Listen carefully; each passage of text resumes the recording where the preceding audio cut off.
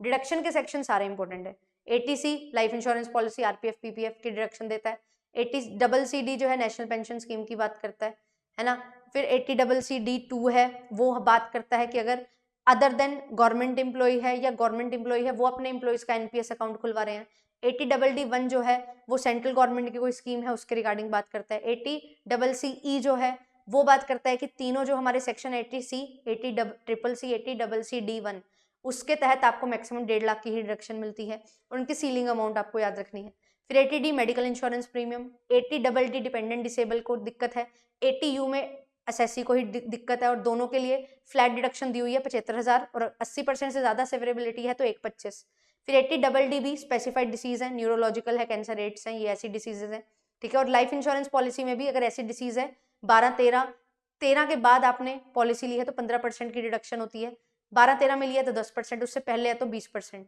Normal person के case में 12 तक ली है पॉलिसी तो 20%, 12-13 में ली है तो 10% और उसके बाद भी ली है 12-13 या उसके बाद तो आपकी 10% ही डिडक्शन रहती है नॉर्मल पर्सन के केस में, ठीक है। LIP में बताई मैंने ये, ATC में जो हम पढ़ते हैं। फिर उसके बाद ATDD हो गया। अब ATE आता है, हायर एजुकेशन के लिए लोन लिया है, टाइम पीरियड के लिए डिडक्शन मिलती है 7 साल प्लस 1 साल असेसमेंट ईयर, 8 साल टोटल, और जब तक आप लोन नहीं रीपे कर देते।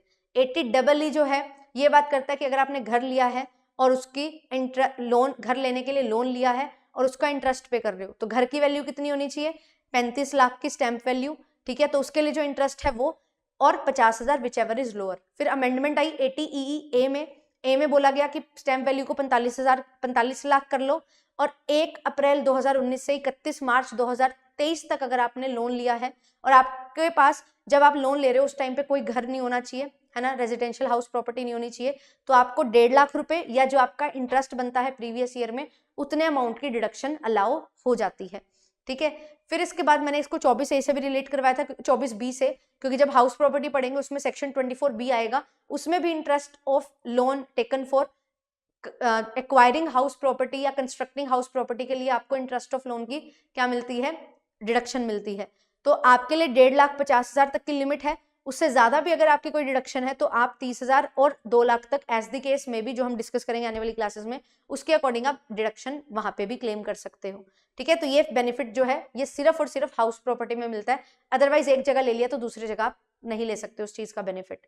फिर ATEE में इलेक्ट्रॉनिक व्हीकल की बात थी, 1 अप्रैल 2019 से 31 मार्च 2023 तक लिया गया है, तो आपको जो है डिडक्शन मिलती है इलेक्ट्रॉनिक व्हीकल्स पे, ठीक है। वही 1.5 लाख रुपए की डिडक्शन आपकी जो है वो रहती है और जितना आपका पेमेंट हुआ इंटरेस्ट पे वो आप लेके चलते हो। फिर आता है ATG डोनेशन, 2,000 रुपए तक आपको कैश में डोनेशन भी अलाउड है, डोनेशन काइंड में नहीं हो सकता, और 2,000 से ऊपर अगर आपको करना है तो अदर देन कैश होगा, ठीक है। अगर कैश में किया है तो वो अलाउड नहीं होगा, 2,000 तक अलाउड होगा बस। एलिजिबल कौन है, सारे के सारे SSC, कोई भी 7 के 7 तरीके के पर्सन अगर वो SSC हैं तो वो डिडक्शन ले सकते हैं, यानी कि उनकी कोई GTI है तो ही रिटर्न फाइल कर रहे हैं तो ही उनको वो डिडक्शन मिल सकती है SSC होने के नाते। फिर उसके बाद हमने पढ़ी थी 4 कैटेगरीज, विदाउट क्वालिफाइंग लिमिट और with qualifying limit. Without qualifying limit में 100% 50% है, जहां पे कोई नेशनल ड्रॉट रिलीफ फंड है या आपका जो है PM ड्रॉट रिलीफ फंड में 50% है, ये याद रखना। नेशनल ड्रॉट रिलीफ फंड है, नेशनल फंड है, PM केयर फंड है, क्लैमिटी से रिलेटेड है कुछ, ठीक है, कम्युनल हार्मनी से रिलेटेड नेशनल फंड है, एजुकेशन इंस्टीट्यूट है, तो वहां पे सारी 100% विदाउट क्वालिफाइंग लिमिट होती है। 4 जगह है जहां पे प्रधानमंत्री ड्रॉट रिलीफ फंड है, देन उसके बाद जो है जवाहरलाल नेहरू से रिलेटेड है, इंदिरा गांधी से रिलेटेड है, राजीव गांधी से रिलेटेड है, ये 4 चीजों में 50% विदाउट क्वालिफाइंग है। अगर आप फैमिली प्लानिंग के लिए कोई भी ऑर्गेनाइजेशन को दे रहे हो पैसा तो 100% विद क्वालिफाइंग लिमिट है, अगर आप इसके अलावा किसी को दे रहे हो तो 50% विद क्वालिफाइंग लिमिट है। अब क्वालिफाइंग लिमिट निकालनी कैसे है, क्वालिफाइंग लिमिट निकालने के लिए सबसे पहले GTI लो, उसमें से सारी डिडक्शन माइनस कर दो एक्सेप्ट वो वाले सेक्शन की डिडक्शन जिसकी डिडक्शन आपको लेनी है। अब ATG की बात करें तो ATG की डिडक्शन माइनस नहीं होगी क्योंकि वो हम कैलकुलेट कर रहे हैं। कोई भी कैपिटल गेन है शॉर्ट टर्म लॉन्ग टर्म उसको माइनस कर दो, आपके पास एडजस्टेड टोटल इनकम आ गई, उसका 10% लेना है। अब वो 10% तक ही मैक्सिमम आपको डिडक्शन मिल सकती है और वो आपकी क्वालिफाइंग लिमिट है। फिर हम क्या करेंगे, हम देखेंगे कि हमारे पास जो है कितना 100% और 50% का डिडक्शन हमें मिल सकता है। जितनी क्वालिफाइंग लिमिट आई उसमें से पहले 100% वाली ले लो, 100% जितना खर्चा किया उतना मिल जाएगा। अगर फिर उसके बाद कोई वैल्यू बच जाती है तो आप देखो जितनी वैल्यू बची उसका डिफरेंस वो, और जितना आपने 50% के लिए डोनेशन दिया है जो वैल्यू कम है उसका 50% आपको एज डिडक्शन मिल जाएगा। ये चीज होती है क्वालिफाइंग लिमिट की कैलकुलेशन। फिर उसके बाद 80GG, जब रेंट की बात करते हैं तो रेंट अगर आप पे कर रहे हो और वो आपका घर नहीं है, ठीक है, और उस केस में आपको HRA भी नहीं मिल रहा, तो आप 80GG में डिडक्शन ले सकते हो। 3 कंडीशन पूरी करनी है, उसमें से जो 3 में से लोअर वैल्यू होगी वो आपकी डिडक्शन होगी।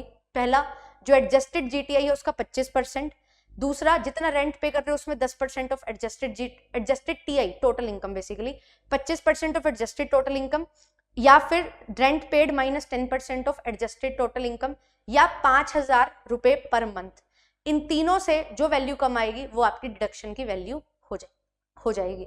ये चीज आपके पास रहती है।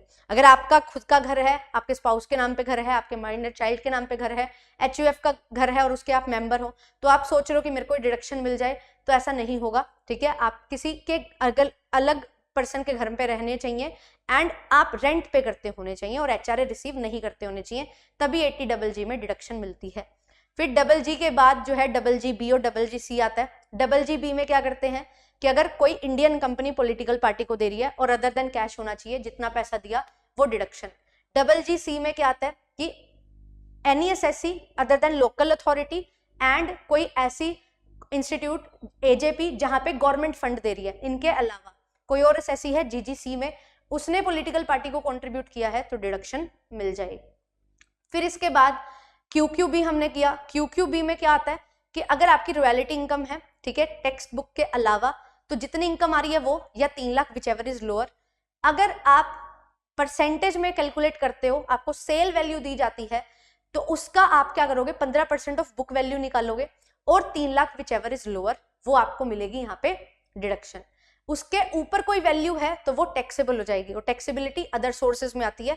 और हमेशा कोई भी डिडक्शन की बात कर लो, जितनी भी डिडक्शन हमने डिस्कस की है, पहले वो इनकम फ्रॉम अदर सोर्सेज या income from capital gain, income from salary, PGBP और हाउस प्रॉपर्टी में आती है, यानी कि 5 हेड्स में आती हैं, उसके बाद डिडक्शन मिलती है, ये चीज होती है। तो पहले कहीं ना कहीं उनकी टैक्सेबिलिटी होती है, फिर डिडक्शंस मिलती हैं। तो रॉयल्टी इनकम में इस तरीके से भी क्वेश्चन आ गया था, तो कितना टैक्सेबल होगा, तो आपको याद रखना है पहले टैक्सेबिलिटी IOS में जाएगी, है ना। अगर आपको पैसा कम मिल रहा है और डिडक्शन ज्यादा हो रही है, तो आपको जितना पैसा मिल रहा है उतनी डिडक्शन है। अगर पैसा ज्यादा मिल रहा है, डिडक्शन कम है, तो जितना पैसा बच गया, जो डिफरेंस है, वो टैक्सेबल होगा IOS में, ये भी याद रखना। फिर उसके बाद RRB पढ़ा, जो पेटेंट के लिए है, आपको रॉयल्टी इनकम वो होती है जितनी मिल रही है और 3 लाख विचएवर इज लेस। फिर उसके बाद TTA और TTB पे आते हैं। पहले TTA क्या है कि अगर आप एक इंडिविजुअल और HUF हैं और आपने सेविंग बैंक अकाउंट या पोस्ट ऑफिस अकाउंट में खाता खुलवा रखा है, 10,000 तक की डिडक्शन है। आप रेजिडेंट है, नॉन रेजिडेंट है, कोई फर्क नहीं पड़ता, दोनों को अलाउड है। और अगर आप रेजिडेंट सीनियर सिटीजन है तो सेक्शन TTB आएगा, 80 TTB, और आपको 50,000 की डिडक्शन मिल जाएगी। ये डिडक्शंस आपको जैसे मेरे को याद है ना, वैसे याद होनी चाहिए, ठीक है। ये डिडक्शन इस तरीके से याद करनी है।